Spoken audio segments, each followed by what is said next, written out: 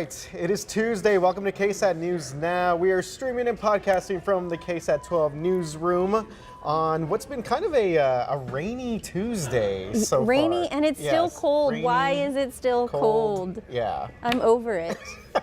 Not a fan of I mean, not in March. Alexis was like, Priscilla, one of our fellow producers here, Alexis Page, was like, Priscilla, you look like you're dressed for the fall. And I was like, you know what? It feels like fall outside. It does not feel like spring. Yeah, very fall look. And actually this morning on my way out of my house, I don't know, my mind was all over the place. I forgot my keys, and then I had to go back in a few times. So I was just like, the weather was just bugging me, but we have made it here. It is Tuesday. We made it. So you found your keys. Yes, you made we found my key. Yes, I did find my keys. So we will talk about the weather here in just a little bit. But we're also going to be talking about a lawsuit involving Bad Bunny.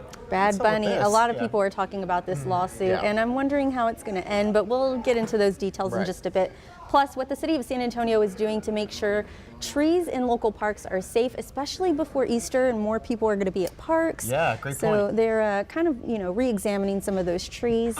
Yeah. But first, we do want to start with the scary story of 2 attempted kidnappings over the weekend, RJ. Yeah, definitely something that we've been following over the past couple of days. San Antonio police are looking for a man and a maroon-colored SUV. You could see it behind me on the visual platforms here. So they say that this individual may be connected to 2 separate attempted kidnappings over the weekend. The suspect is believed to be a man 18 to 25 years old, about 5 feet 9 inches tall, weighing 175 pounds. He's believed to have brown eyes and brown hair and to be driving a 2009 to 2010 maroon-colored Nissan Murano. All right, so SAPD says that the suspect matches the description in both attacks. So the first one happened on Friday around noon at Wales and Killarney, which is on the south side. A witness said that she saw a woman in her 20s fighting for her life after this suspect here tried to put her into his SUV. Now, fortunately, that woman right there got away from that individual. The next day, another attempted kidnapping was actually reported not far from where this first one happened. This was right outside of Highlands High School. This is where a girl about the age of 12 was reportedly walking with a group of females. She also fought off the attacker, and this happened Saturday in broad daylight. So police have some warnings for people right now. Yeah, that is just very scary to think about there. So police are urging women to always be vigilant of their surroundings. This was interesting here when I did hear the police talk about this. Avoid headphones, because I think there's so many kids, including, I mean, I do it too. When you go running or whatever, jogging, you always have your headphones in. Always be aware of distractions and walk in groups as well. Police also say if anyone approaches you and attempts to hurt or kidnap you, to scream and basically be ready to fight for your life. Yes, and then also if you see something like this happen, definitely you can call police or you can call 911 to make any report. The number that you can call is 210-207-2313 if you have any small tip that can actually help police track the suspect in this case. But yeah, you mentioned just what a scary situation to be in, to find yourself in. I feel like these are things that I've only seen in movies. I've never seen this happen in real life. Yeah. I mean, much less to me. I don't even know how I would react to this. Right, and I think a point there earlier that we discussed was about screaming and just trying to make as much noise as possible. I know in the story that Patty Santos did last night for Night Beat, she spoke to a couple of witnesses that happened to maybe catch some of this because of the victim, that they were screaming, they were yelling, and they were also fighting off this suspect here. One of the witnesses said here that she could see the victim here beating this individual's face and punching him. So again, just basically doing anything and everything possible to try and avoid that kidnapping. But very scary scene. Yes, I think that witness said that the suspect couldn't take all of the hitting, all of the yelling, so he just got right back into his car and drove off. And then the witness also said that herself, she was yelling at the guy too to cut it out, to leave her alone. Right. But yeah, we'll see if they're able to find this person. Yeah, obviously we're still following following up on this, and we will give you the very latest updates from San Antonio Police. Moving on to an overnight story this morning, San Antonio fire crews investigating after an early morning fire fortunately left one man dead. The fire started just after 7:30 this morning at a home on West Summit Avenue, that's near I-10 and Blanco Road. Firefighters say flames were coming through the roof of the home, causing them to only be able to fight the fire from the outside versus going into the home. Yeah, you've seen this a lot. So San Antonio Fire Department says a woman made it out of the home, but her husband was asleep upstairs, and because of how heavy the fire was, crews were not able to make it to him in time. Early indications from our investigators are that it was caused by a space heater. So again, we stress the importance of space heater safety. We're always talking about this, and this is the exact reason why. These are preventable, things, injuries, and fatalities that we can talk about. Fire officials say the space heater was actually located downstairs in the home, and as many as 17 units responded to this call. All right, so we're still trying to figure out the identity of this man who died in this fire overnight, but especially, we talked about this off the top, with these cold, rainy conditions, obviously a lot of people use space heaters still to kind of to keep their homes warm. And I know that I guess I've seen space heaters, some of the newer models of them, and a lot of them are kind of a lot safer. Not sure what type of model we have here in this case, but still just one of those things to always kind of be concerned with when it comes to some of the older ones, which reminds me of like what my grandparents used to use to heat up their place. And yeah, it's sort of been a cause of a lot of these types of fires. Yeah, and like you mentioned, your grandparents, my grandparents would do the same thing, some of these dangerous practices. Even my mom still is like, let's use this or that, and I'm like, no. Yeah, the oven or something like that? Yes. I'm like, no, don't do that. So just a tragedy in this case, and hopefully that the wife will be okay. Yeah, and there was a fire I remember covered last week where the winds actually also kind of picked up a lot of picked up the flames and really caused that fire to spread very quickly there in the home in that instance. So yeah, very unfortunate scene there. But again, fire officials always saying to be very cautious when using space heaters, especially during the cold months. Yeah. Well, RJ, we do have some good news following a scary tree collapse at the San Antonio Zoo last week. The little girl who was hurt in that accident is actually improving. All right, so yeah, this is good news here. So she's currently listed in fair condition in the hospital. Now, you may remember 7 people were hurt when that massive branch broke off of one of the zoo's trees over spring break. Now, following that incident at the zoo, the city of San Antonio is now inspecting trees in Brackenridge Park. The city's forester tells us they are not responsible for the zoo's tree assessments or the maintenance there, but they do say that they're already taking steps to ensure the trees on their side of the fence are taken care of. Currently are pruning trees up over here by the river. And we also are removing a few dead trees. I don't have the number right off the top of my head, but we're looking somewhere in the ballpark of 5 or 6 trees that are completely dead and have been identified as a hazard. All right, so that was the voice there of Michael Holinsky, and again, he's the city forester with the city of San Antonio. Some other things he says here: when looking for an unhealthy tree, they are looking for a discoloration in the canopy, and that is at the highest part of the tree. Also, leaves falling at a time of year when they shouldn't be, heaviness in the roots, and the teams there have been in the parks every day to make sure anything unsafe is being reported so that they can kind of get ahead of this. And RJ, I mentioned that they're doing this ahead of not only just the spring season, but also Easter is a very big time when families go and camp out at these parks. So there's going to be a lot more people there, and they're just trying to get ahead of it and prevent any catastrophes from happening. Yeah, and that's a great point, because I hadn't really even thought about, that's a huge tradition here in San Antonio for families to go camp out at several of these area parks. And again, this is one of these things where I'm glad that we did this story, because I would never have thought about this. I would never thought of the condition of a tree, the health of a tree, and to be able to get sort of some little bit of details of how they sort of notice, dead trees and things of that nature. I thought it was very interesting to kind of look at that. And again, unfortunate that this little girl got hurt during this incident at the zoo.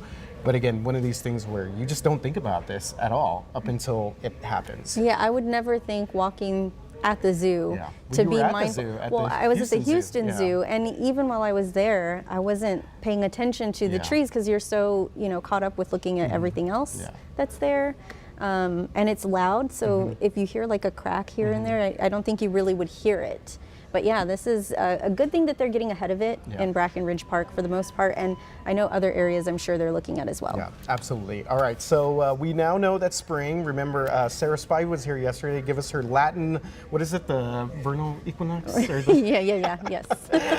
So spring is officially here, and of course, it's going to be a very busy travel season. Airlines are expecting this season to be the busiest ever, for the industry. The busiest ever. I So don't know if I like that. according to a new forecast from Trade Group, Airlines for America, 10 major airlines, including Delta, Southwest, and JetBlue, are expected to carry a record number of passengers this season. Oh, So, boy. RJ, what does this mean for you and for our viewers? Yeah, so one travel expert here says that you can expect more of what's become the usual, longer lines at airports, and packed popular destinations. Boo. Womp womp. So experts say spring is seen as a critical test for the airline industry, which is still working to recover and return to pre-pandemic capacity levels despite the robust demand that they're seeing. Yeah. Isn't that crazy? We're still recovering. Well, I will say this, after being for a few days up in Austin for South by, I would say there's a lot of people are not too concerned about being around Very big true. crowds anymore.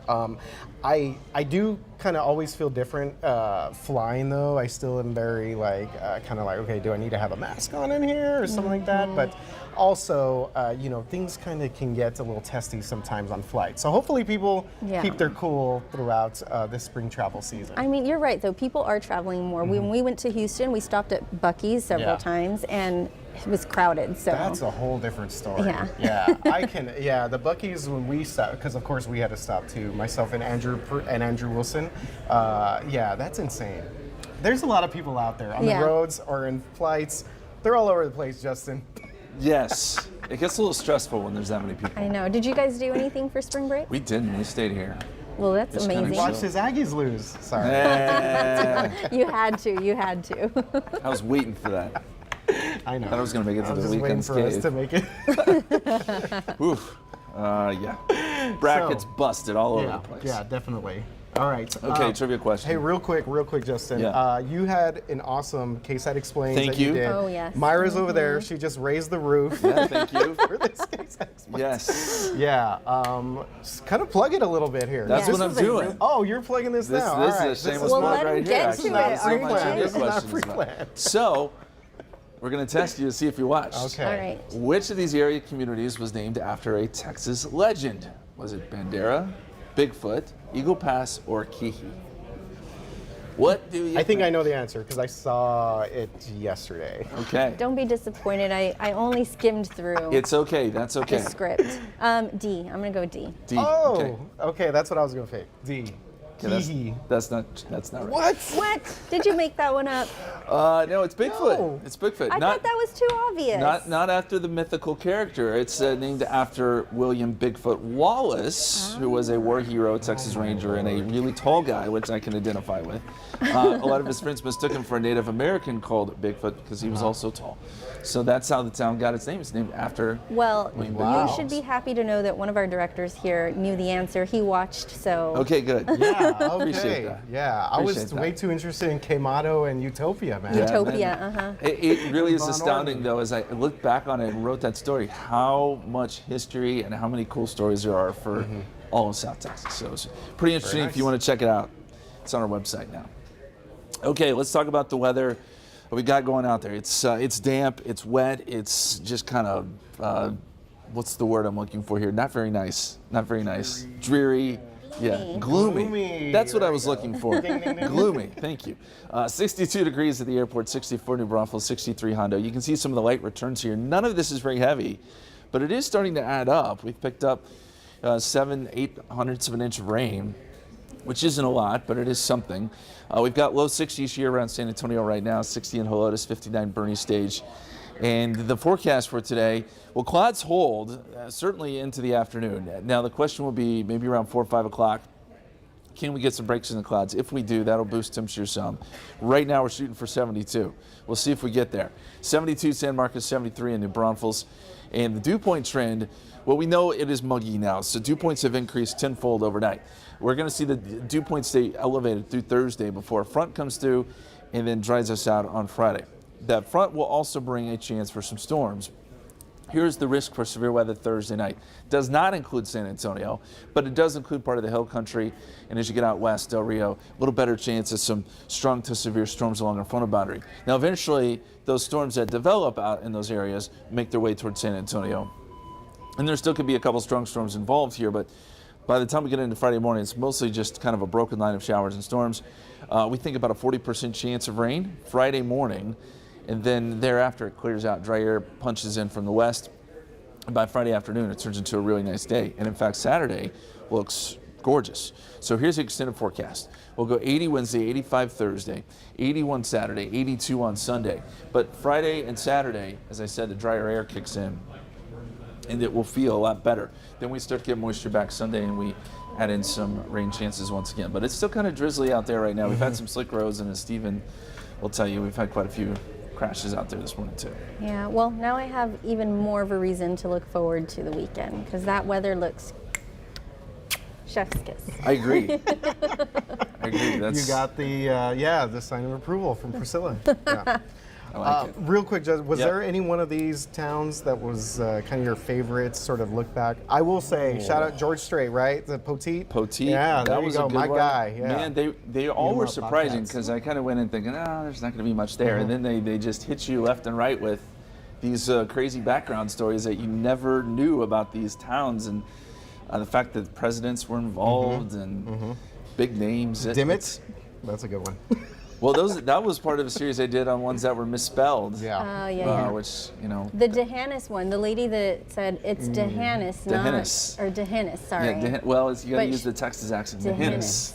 Yeah, but she's very clear. Don't say Dehannis. Yes. Not Dehannis. No good. No good. Or Jordantown or any of that. Jordantown. I learned that one the hard way too. Yeah. Yes. Jordantown. Jordantown? It's Jordantown. just one syllable. Yeah. Jordantown. Jordan.